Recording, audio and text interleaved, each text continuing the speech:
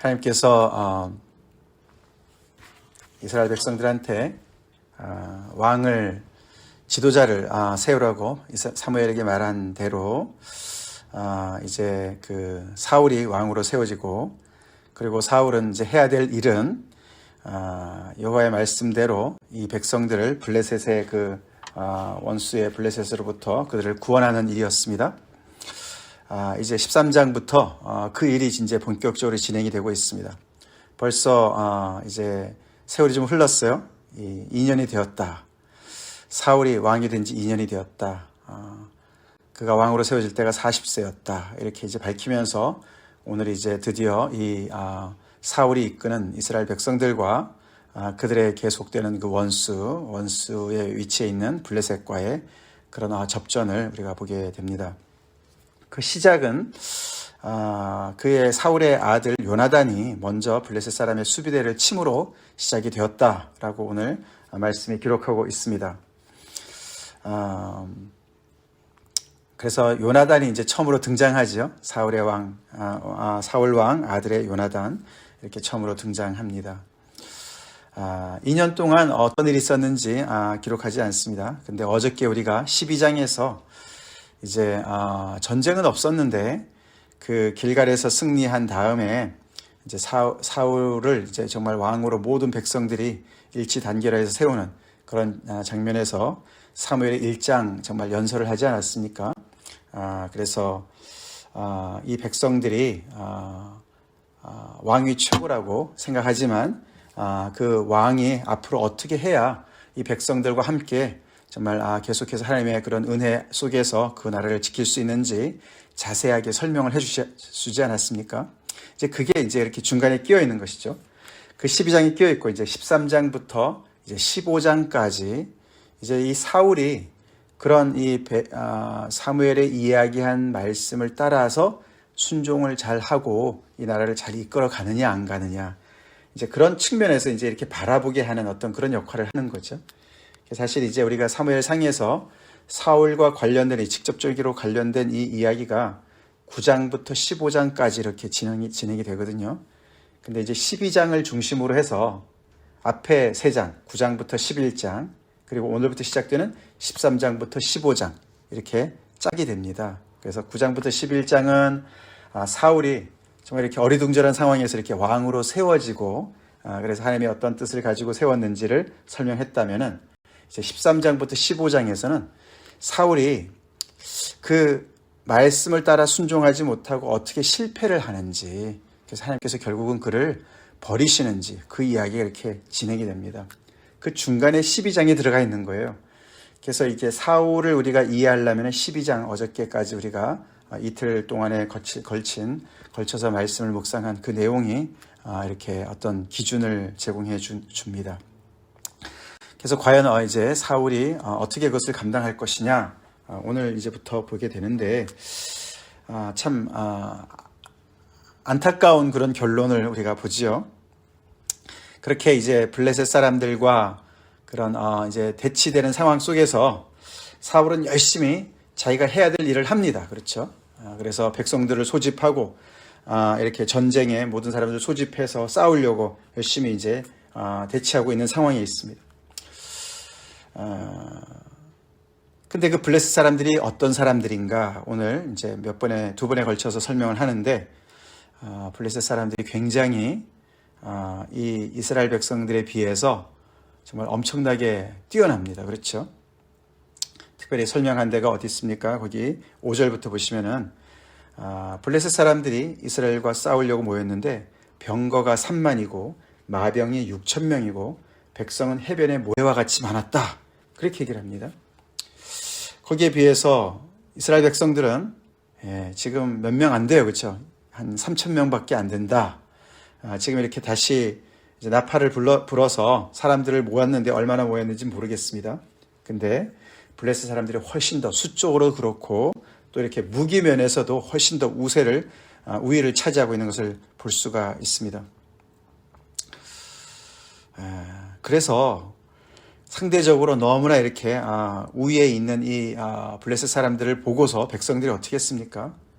보니까 6절에 보시면은 이스라엘 사람들이 위급함을 보고 절박하여서 굴과 수풀과 나무 틈, 바위 틈과 은밀한 곳과 웅덩이에 숨었다.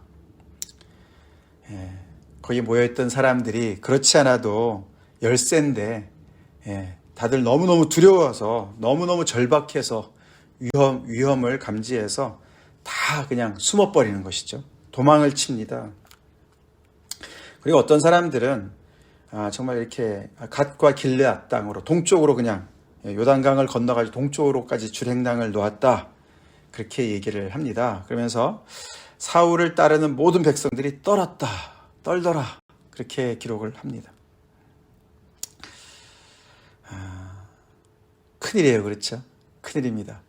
지금 요나단이 이 블레셋 사람들을 정말 이렇게 공격을 먼저 해서 지금 블레셋 사람들이 다 지금 집결을 해서 지금 전면전을 해야 되는 상황인데 그렇지 않아도 열세인데 이 하나님의 백성인 이스라엘 백성들이 이렇게 두려움에 떨면서 각각이 숨고 흩어지는 거예요.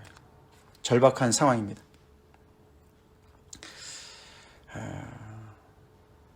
그래서 사울이 걱정이 많았겠죠. 그렇죠? 이 상황을 어떻게 타개할 것이냐. 사울은 과연 이것을 어떻게 타개할까? 우리가 정말 이렇게 보게 되는데 사울이 생각해낸 것이 무엇입니까? 사울이 생각해낸 것은 과연 무엇일까? 봤는데 그것이 결국은 이제 문제를 일으키는 것이죠. 사울의 판단이 뭐였습니까? 자, 백성들은 지금 점점 더 두려움에 공포에 사로잡히고 있고 있는 사람들조차도 점점 더 흩어지고 점점 숫자는 줄어들고 있는 사람들도 두려움이 점점 더 공포에 사로잡히고 있고 어떻게 되지? 근데 시간은 갑니다. 사무엘이 와야 될 텐데 사무엘이 오지 않습니다. 약속한 날이 이래를 기다리라 아마 그렇겠나 보죠. 이래 동안 기다렸는데도 사무엘이 오지 않습니다. 상황이 더 악화됩니다. 그래서 그가 생각한 것은 번제와 화목제물을 가지고 와라. 그리고 번제를 드렸습니다. 예배를 드렸어요. 그러자마자 사무엘이 돌아왔습니다. 겉으로 볼 때는 아무 문제가 없는 것 같아요. 그렇죠? 백성들이 이렇게 두려워하고 자꾸만 도망을 치고 그러니까 번제라도 드려야 되겠다. 예배라도 드려야 되겠다. 그렇게 생각을 한 것 같습니다. 근데 사무엘이 와서 깜짝 놀랍니다. 그래서 당신이 행한 것이 무엇이냐. 도대체 어떤 일을 한 거냐. 그 얘기는 뭐죠? 하지 말아야 될 일을 했다고 얘기를 하는 것이죠. 근데 사울이 전혀 이제 자기가 뭘 잘못했는지를 모르는 상황인 것 같습니다. 번제를 드리기를 마치자 사무엘이 온지라 사울이 나가 맞으며 무난하매 그렇게 얘기합니다. 아무 일이 없었던 듯이 인사를 하러 나가는 거예요. 환대를 하는 겁니다. 아유 빨리 오십시오. 너무 잘 오셨습니다. 오래 기다렸는데 이렇게 이제 오시네요. 뭐 이렇게 된 거죠. 그리고 자기가 뭘 했는지 자기가 어떤 한 것에 대해서 전혀 죄책감이 없습니다. 근데 사무엘은 달랐어요. 도대체 왕이 행하신 것이 도대체 무엇이냐? 어떻게 이런 일을 했느냐? 그렇게 얘기를 합니다. 그러니까 사울은 굉장히 나이브하게 순진하게 자기가 왜 했는지를 설명을 이렇게 길게 하죠. 그게 몇 절부터입니까? 11절부터 12절 그 두 절에 걸쳐서 자세하게 설명을 합니다. 근데 그 이야기가 그가 내놓는 그 이야기가 너무너무 설득력이 있어요. 그렇죠? 이유가 다 타당합니다. 백성은 내게서 흩어지고 당신은 정한 날에 오지 않고 그래서 내가 이 일을 한 것은 당신이 늦게 온 것도 일조를 했습니다. 그런 말을 하는 것이죠. 그리고 원수 블레셋 사람들은 믹마스에서 모였음을 내가 보고 있습니다. 언제라도 쳐들어올 것 같습니다. 그래서 내가 이들이 치러 내려오기 전에 곧 전쟁이 해야 될 텐데 전쟁을 곧 할 것 같은데 임박했는데 내가 여호와께 은혜를 간구하지 못했구나. 예배를 드리지 못했구나. 그래서 부득이하여 나도 어쩔 수 없어서 부득이해서 번제를 드렸습니다. 뭐가 잘못된 거 있습니까? 이렇게 반문하듯이 그렇게 설명을 합니다. 우리가 여기서 무슨 문제를 볼 수가 있을까요? 뭐가 잘못됐습니까? 별로 그렇게 큰 문제가 아닌 것 같아요. 그렇죠? 근데 사무엘이 뭐라고 얘기합니까? 13절 사무엘이 기르되 왕이 망령되이 행하였도다. 사무엘은 지체 없이 지금 사울이 한 그 행동이 망령된 일을 했다. 풀리시한 일을 했다. 너무나 어리석은 짓을 했다. 그렇게 정확하게 판단을 합니다. 뭐 지체가 없어요. 그렇죠? 지체함이 없이 고민할 거 없이 너가 한 일은 당신이 한 일은 망령된 어리석은 일을 한 것이다. 그렇게 얘기를 합니다. 그러면서 왕이 하나님 여호와께서 왕에게 내리신 명령을 지키지 아니하였다.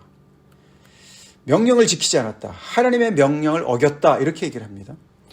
무슨 명령일까? 그 전에 뭐 명령이 있는 것 같지도 않은데 그렇죠.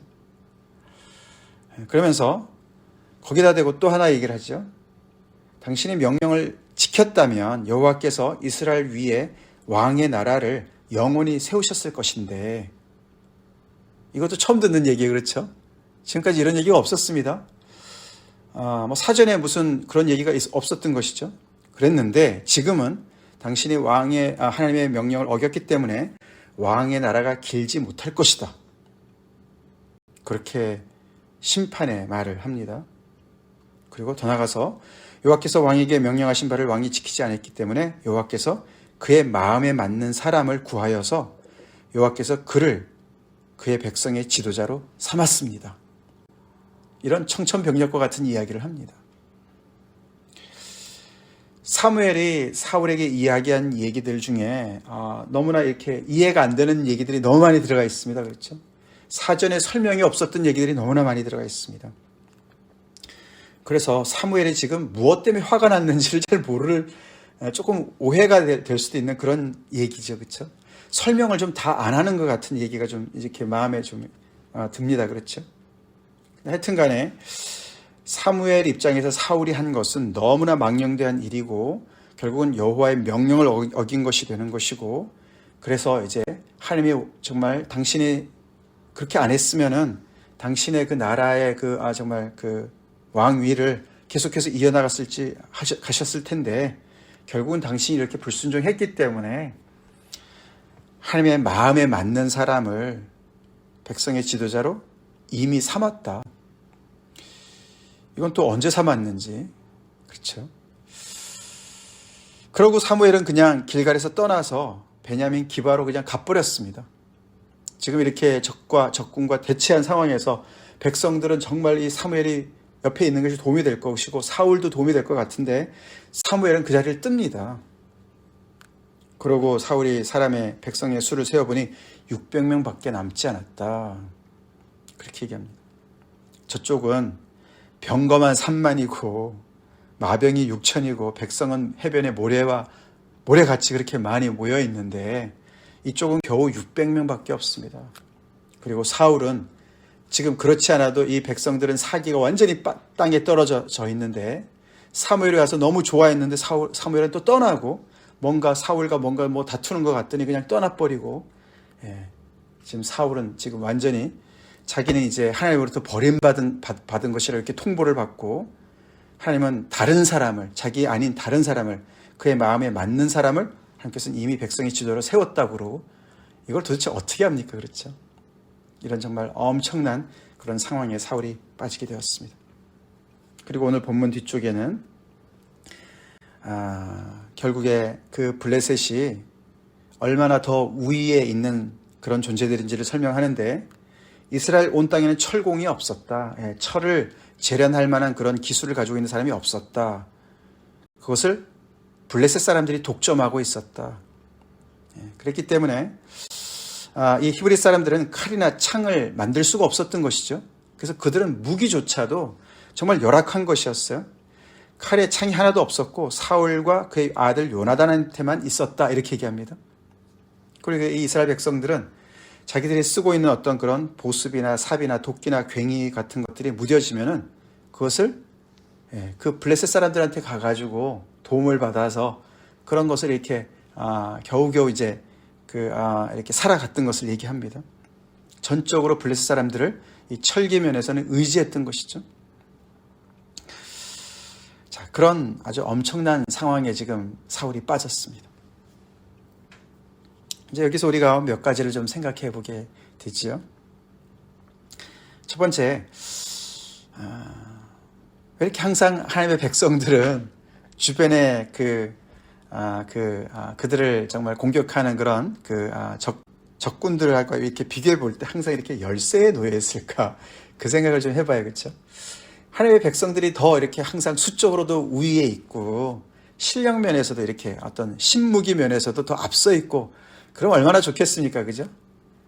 근데 지금 오늘 보면은 그렇지 않아요. 그렇죠? 이 사울이 이끄는 이 이스라엘 백성들과 그들을 정말 대적하고 있는 이 블레셋, 사울이 정말 감당해야 되고 싸워서 승리해야 되는 이 원수인 블레셋들은 이렇게 정말 수적으로도 그렇고 또 이렇게 신무기 면에서도 너무너무 이제 뛰어난 거예요. 그렇죠?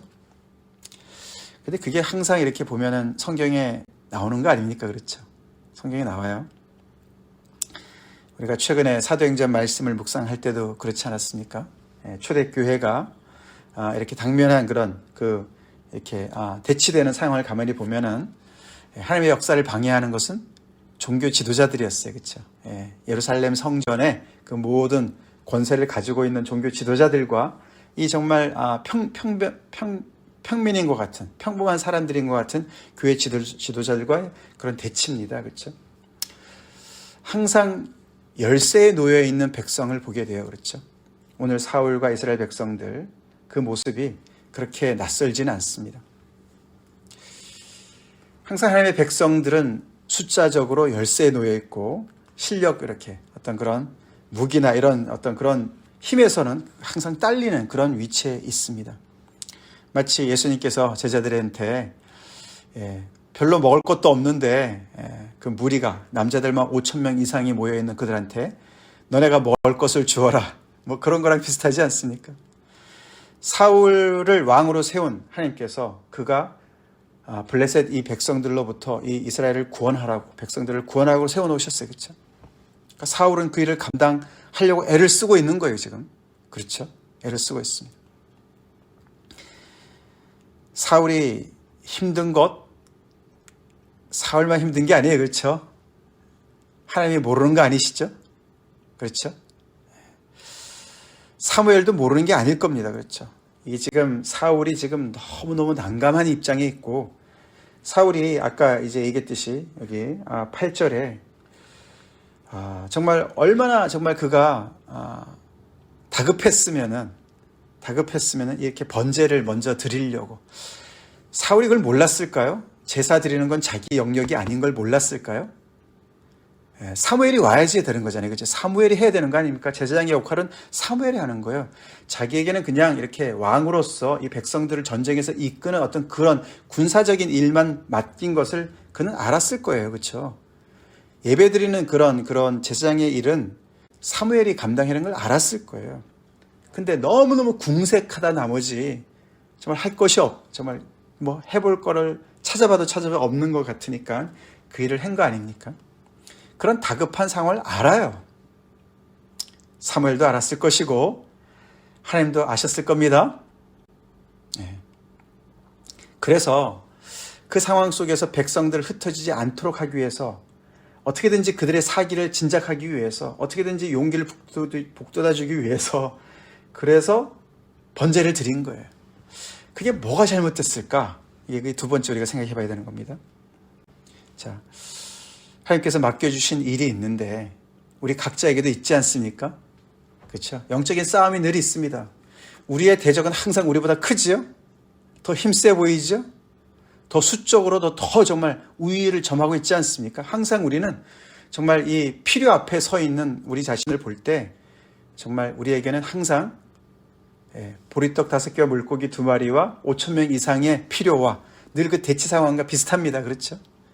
초대교회의 정말 이 교회와 그 모든 실세를 장악하고 있는 그런 종교 지도자들과의 싸움과 거의 비슷한 상황입니다. 항상 열악한 상황이죠. 그럴 때 내가 해야 될 일은 뭘까? 내가 지금 사울의 입장이라면 내가 뭐를 돼야만 할까? 지금 사울이 한 번제를 드린 것은 사무엘한테 이렇게 호되게 야단을 맞고 하나님의 명령을 지킨 것이 아니라고 얘기를 한단 말이에요. 뭐를 잘못한 겁니까? 예, 그게 이제 우리가 좀 깊이 생각을 해봐야 될 일이죠. 글쎄 참 사울은 너무나 나이브하게 뭘 잘못했는지를 모르는 상황이지 않습니까? 우리도 우리 나름대로 애를 쓰는데 뭐를 잘못한지를 모르는 상황인데 정말 이렇게 너무나 사무엘이 정말 어리석은 일을 했다. 하나님이 너무너무 정말 말씀을 어긴 것이다. 이렇게 판단할까 봐 너무 두렵지 않습니까? 두렵지 않습니까? 그게 뭘까? 아무리 봐도 오늘 이제 사울의 모습을 보면은 우리가 앞에 11장에서 누구죠? 암몬 왕 나하스가 쳐들어왔을 때 그 모습과는 굉장히 대조가 돼요. 그렇죠? 그때는 사울이 그 얘기를 듣고서 어떻게 됐습니까? 하나님의 영이 임했었어요. 그렇죠? 기억나시죠? 하나님의 영이 임해서 그가 노가 발해서 자기의 그 두 소를 거기서 각을 떠서 보내지 않았습니까? 그래서 이 모든 사람들이 하나님의 이 전쟁에 사무엘과 사울을 따르지 않으면 다 그들의 소도 이렇게 될 것이다. 그렇게 얘기하지 않았습니까? 그때는 그래서 사람들이 얼마나 모였습니까? 이스라엘 백성들이 30만이 모였다 그러고 유대 사람들이 3만 명이 모였다 그랬어요. 그래서 그때 그 암몬 사람들을 치지 않았습니까? 그때 모습과 굉장히 달라요. 그렇죠? 굉장히 달라요. 오늘의 사울의 모습은 백성들과 함께 그들이 정말 두려움에 떨고 있는 모습과 같지 않습니까? 그래서 마음이 너무너무 초조하고 이 상황에서 먼저 해야 될 것은 앞뒤를 우리가 다 따져봤을 때 그들이 해야 될 것은 사울이 뭘 했어야 될 것 같습니까? 예배를 사람을 붙잡아 두는 수단으로 사용할 것이 아니었습니다. 그렇죠? 이 사울이 정말 여기서 결정적으로 잘못한 것은 백성들이 흩어지는 걸 막기 위해서 예배를 수단으로 사용한 거예요. 그게 문제였어요. 정말 하나님께 예배를 드려서 하나님의 은혜를 간구하기 위한 목적이 앞서지 않고 사람들이 흩어지니까 두려우니까 사람들을 규합하기 위해서 하나님께 예배 드리는 것을 수단으로 사용했다는 거예요. 그거는 사무엘의 영역인데 그걸 하지 말고 뭘 했어야 될까요? 그는 어저께 나왔던 사무엘상 12장에서 사무엘이 얘기한 것처럼 뭘 해야 됩니까? 그동안에 하나님께서 행하신 큰 일을 생각하는 시간을 가졌어야 될 것 같습니다. 그렇죠? 예, 생각했어야 돼요. 비슷한 상황. 암몬 왕 나하스가 쳐들어왔을 때의 상황. 그때 상황을 기억하고 생각하고 하나님의 영이 임하시도록 내 안에 두려움을 몰아내시고, 아멘? 지금 백성들이 이렇게 왜 흩어질까요? 그들이 사울 왕만을 바라본 것 같습니다. 그렇죠? 사울을 볼 때 사울도 두려워했던 것 같습니다. 사울이 정말 성령으로 하나님의 영으로 충만해서 사울 왕이지만 사울을 붙잡고 있는 건 하나님이시구나. 정말 그런 것이 있었으면 백성들이 더욱더 함께 했겠죠. 그렇죠? 우리가 다 지나간 이렇게 그런 어떤 결과론적으로 생각하는 거지만 그렇지만 우리도 이런 비슷한 상황에 처했을 때 우리가 뭘 해야 될지를 생각해 보는 그런 의미죠. 이런 상황에 있을 때 우리가 예배조차 수단으로 사용하지 맙시다.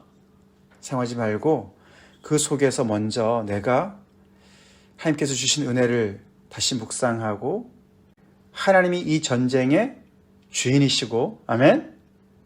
예, 지금 이렇게 대치한 상황에서 열악한 상황을 하나님도 알고 계시고, 그러나 이 전쟁은 하나님께 속한 것이고, 그래서 하나님이 움직이실 수 있도록 가만히 서서 하나님께서 역사하시는 것을 볼 수 있도록 하나님께서 어떻게 일하시나 볼 수 있도록 특별히 이 사울의 경우에는 사무엘을 끝까지 기다리는 그 믿음이 필요했던 것이죠.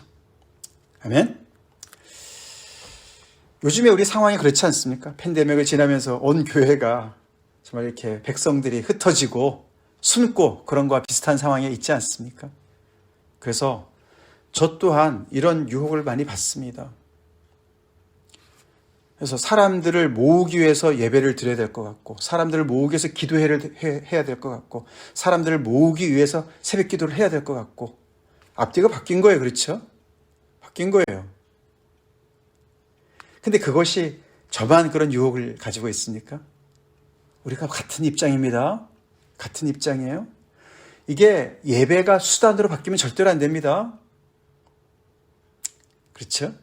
예. 정말 필요가 너무 커 보일 때, 원수가 너무 커 보일 때 이것을 어떻게 내가 극복할까, 이길까, 나름대로 사울처럼 열심히 애를 쓰려고 하지 마시고, 그래서 그렇게 머리를 쓰다 나머지 하나님을 우리가 예배를 수단화 하지 말고 그 자리에서 하나님에게 집중해야 돼요. 하나님에게. 정말 하나님께 기도해야 돼요. 그 어느 때보다 기도해야 됩니다. 그 어느 때보다도 우리는 하나님의 영으로, 성령으로 충만해져야 돼요. 내 속에 그래서 이 전쟁은 하나님께 속한 것이다. 망해도 내가 망하는 것이 아니라 하나님이 같이 망하는 것. 이 전쟁이 하나님의 것이지. 하나님께서 나를 세우셨고, 하나님께서 이 자리에 나를 세우셨고, 그러니까 하나님께서 어련히 알아서 하실 거야. 아무리 늦는 것 같아도, 사무엘이 늦는 것 같아도 내가 하지 말아야 될 것을 하지 말아야 됩니다. 아멘? 기다릴 때까지 기다려야 되는 거예요. 그 마음을 회복하는 것이 먼저입니다.